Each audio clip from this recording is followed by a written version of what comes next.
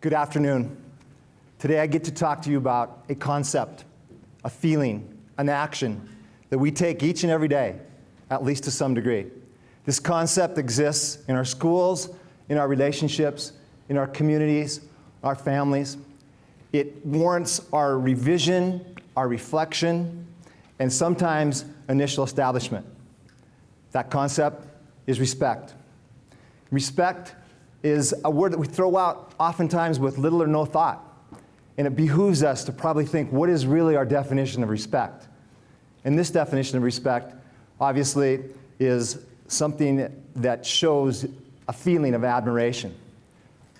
Respect is an action that we take. It's to feel the aforementioned level of admiration, to regard someone as worthy of that admiration, to act in a manner that demonstrates our knowledge of people's rights and wishes, and to simply treat others in an appropriate manner. When I was growing up, I heard these words from my mom often. Watch your language, boy. And I thought, you know, those are timeless words of wisdom. And we should all be watching our language forever. And that language of respect is something that deserves our attention, something that we should be thinking about. So what are the words of respect? What are the language that goes into respect? Words of encouragement. Being there for that proverbial, giving the open hand, the push or the pull when someone needs it, when our students need that. When they become discouraged, we don't complain about their discouragement, yet rather we engage in encouraging them with their aspirations. Words of grace. Words of grace have two parts. Being graceful and gracious, modeling appreciation for our students and all the things that we have. And graceful, like this beautiful creature here, it's a communication with our students that's graceful. Words of guidance. Our students are talented and witty, but they can't always find their own way. And so we offer words of guidance. Those words are in the form of, I'm available for you. I'm approachable. Please ask me questions, because you won't always find your own way. Words of expectation. Expectations set us up for our intentions, how we're going to establish our goals and meet those goals. Words of expectation are critical in MBI schools in the form of universal expectations. They set the tone for a positive school climate. Words of hope. Words of hope to our students, getting them to focus on their talents rather than the frustrations and the trials and tribulations they're going to have to go through each and every day. We get them to focus on really what they can do against those. Words of love. Music to all of our ears. And how many times have we heard that person say, gosh, I wish I told him I loved him or I loved her. And I did this one time in college. I called my father. I couldn't remember last time I told him I loved him. And I told him I loved him. And it was off key. And his awkward response to me had no harmony. But together, we set a different tone. And slowly, we changed that whole communication. Words of relationship.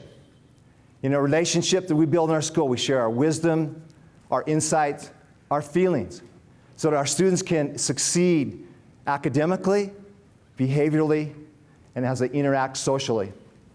Words of unity, building and fostering a climate of collaboration. Words like, I can't solve this problem on my own, but with you collectively, we can get the job done. That's what MBI schools are all about. Words of accountability. Yes, we can state everything in the positive, but sometimes we need to tell people, you have to change direction. What you just did was unkind. That was disrespectful. And you need to be held accountable. And that's for our students and for us as their leaders.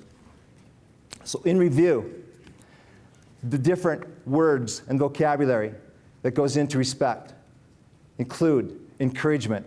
That's expressing our admiration for our students. Words of grace, two parts, as I mentioned.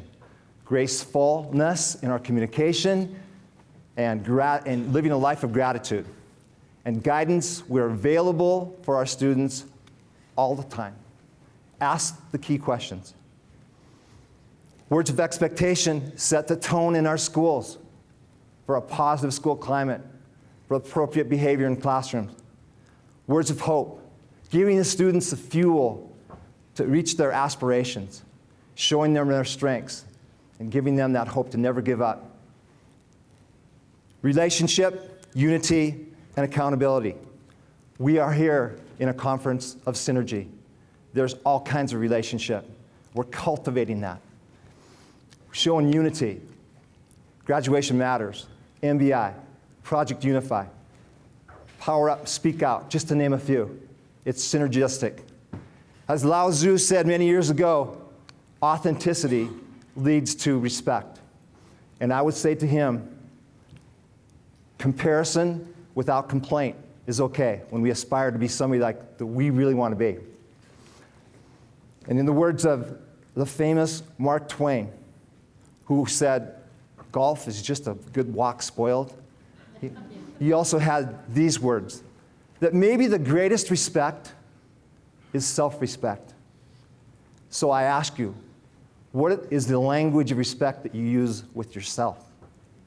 What do you use internally? Respect is demonstrated in our gestures. Respect is demonstrated in how we acknowledge one another. Respect is demonstrated in how we communicate.